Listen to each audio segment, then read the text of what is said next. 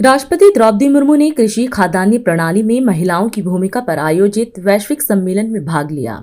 इस अवसर पर उन्होंने कहा कि बुनाई, कटाई, प्रसंस्करण और फसलों को बाजार तक पहुंचाने जैसी सभी कृषि गतिविधियों में महिलाओं की अहम भूमिका है। उन्होंने कहा कि महिलाएं मत्स्य पालन, मधुमक्खी पालन, पशुपालन और कृषि आधारित उद्यमों में भी महत्वपूर्ण योगदान दे रही हैं। राष्ट्रपति ने महिला किसानों पर आधारित पुस्तक women and agriculture setting the future together के लोकार्पण की सराहना करते हुए कहा कि ऐसी केस स्टडीज से महिलाओं के योगदान को व्यापक पहचान मिलेगी। कार्यक्रम में केंद्रीय कृषि मंत्री शिवराज सिंह चौहान भी मौजूद रहे। इस दौरान उन्होंने अपने संबोधन में अपने विचार साझा किए।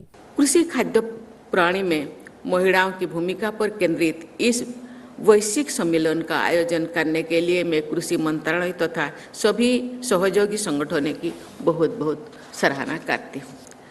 मछली पालन, मधुमक्खी पालन, पशुपालन, वन्य उपजों के समुचित उपयोग तथा कृषि पर आधारित उद्यमों को चलाने जैसे अनेक क्षेत्रों में हमारी माताएं, बहनें और बेटियां अथक परिश्रम करती हैं। वे कृषि अर्थव्यवस्था को अमूल्य योगदान देते हैं। आज महिला किसानों की केस स्टडीज पर आधारित पुस्तक women and agriculture shaping the future together के लोकार्पण की मैं सराहना करती हूँ। ऐसे केस स्टडीज में उपलब्ध जानकारी का व्यापक स्तर पर प्रचार प्रसार करने से ही महिलाओं के योगदान के विषय में लोग जानेंगे तथा इस पुस्तक की प्राथमिकता सिद्ध होगी। पिछले दशक के दौरान कृषि एवं पर्यावरण के क्षेत्र में असाधारण योगदान देने के लिए अनेक महिलाओं को पद्मश्री से सम्मानित किया गया है। तमिलनाडु की श्रीमती रोंगमाल पापमाल ने अभाव और संकटों के बीच जैविक खेती के क्षेत्र में अमूल्य योगदान दिया था। महिला समूहों के नेतृत्व प्रदान किया। महाराष्ट्र के एक जनजातीय समुदाय के आने वाले श्रीमती राहीबाई सीमा पोपरे जी ने विभिन्न फसलों की प्रजातियों का संरक्षण किया है। उन्हें सीड मदर के नाम में जाना जाता है। बिहार की श्रीमती राजकुमारी किसान चाची के नाम से लोकप्रिय है। ऐसे ही उन्होंने खेती के लिए लोगों को प्रेरित करने के साथ साथ अनेक स्वयंसेवी संस्थानों का गठन किया तथा अपने लघु उद्योग की भी स्थापना की। ओडिशा की कुमारी साबरमती को जैविक खेती और बायोडाइवर्सिटी से जुड़े संरक्षण में योगदान के लिए जाना जाता है। मैं चाहूँगी ऐसी महिलाओं से प्रेरणा प्राप्त करके भावी पीढ़ी की बेटियों भी कृषि के क्षेत्र में नवोन्मेषी योगदान देंगे।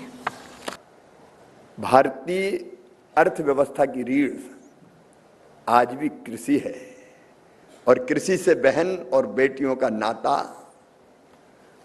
इतना प्रगाढ़ है कि हमारे हर गतिविधि में उसका प्रकटीकरण होता है। बीज बोने से लेके बाजार तक जहां आप देखेंगे बहन और बेटी की भूमिका पाएंगे।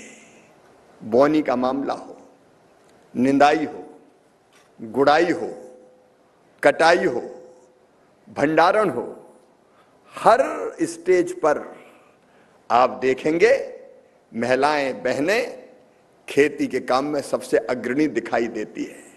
लेकिन आज इस अवसर पर मैं एक और तथ्य उल्लेखित करना चाहूंगा। आज भी महिला सशक्तिकरण के लिए जो भारत में काम हो रहा है वो अद्भुत और अभूतपूर्व है। मुझे महामहिम राष्ट्रपति महोदया के सामने ये प्रकट करते हुए प्रसन्नता है कि 33% रिजर्वेशन पार्लियामेंट और विधानसभाओं में भी हमने बहन और बेटियों को देने का महान काम संपादित प्रधानमंत्री नरेंद्र मोदी जी के नेतृत्व में किया है। भारत के कई राज्य ऐसे हैं जहां 50% रिजर्वेशन स्थानीय निकाय के चुनाव में बहनों और बेटियों को है। और वैसे अगर सरकार के कार्यक्रमों में भी देखें तो एक नहीं अनेकों योजनाएं। मैं केवल एक का उल्लेख करूंगा, दीनदयाल अंत्योदय योजना, राष्ट्रीय ग्रामीण आजीविका मिशन। मेरे प्रिय बहनों और भाइयों, 90,90,000 सेल्फ हेल्प ग्रुप्स में 10 करोड़ बहनों को जोड़ा गया है और मुझे कहते हुए प्रसन्नता है कि उनमें से 3 करोड़ बहनें लखपति दीदी बन चुकी है। मतलब जिनकी आय, वार्षिक आय 1 लाख रुपए से ज्यादा हो गई है। और अभी हम यहां तक नहीं रुकने वाले, अभी 3 करोड़, अब आगे बढ़ा के इस लक्ष्य को कर दिया है प्रधानमंत्री जी ने 6 करोड़। बहनों का आर्थिक सशक्तिकरण हमारी सरकार का, हमारे देश का एक बहुत प्रमुख ध्येय है, उद्देश्य है। नारी तू नारायणी, तेरे बिना ना तो खेत का काम चलेगा, ना देश का काम चलेगा और ना दुनिया का काम चलेगा। एक बार मैं फिर अपनी बहन और बेटियों को प्रणाम करते हुए अपनी बात को समाप्त करता हूं। बहुत बहुत धन्यवाद। आज हम इस कार्यक्रम में आपसे विदा लेते हैं। आप अन्य खबरों के लिए बने रहे।